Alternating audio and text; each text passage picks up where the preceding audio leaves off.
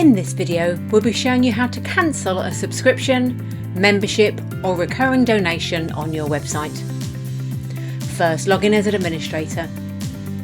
Subscriptions, memberships and recurring donations can be cancelled in two different ways.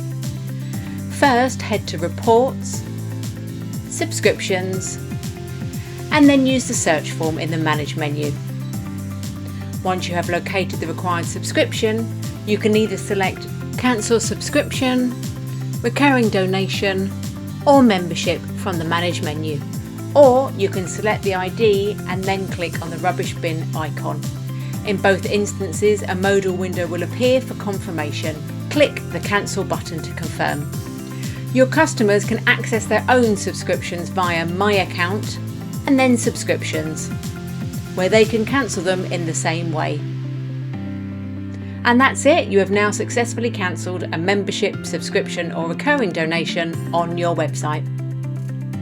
Head to our other tutorials and FAQs for any further guidance you require, from setting up events to holding a raffle. Thanks for watching.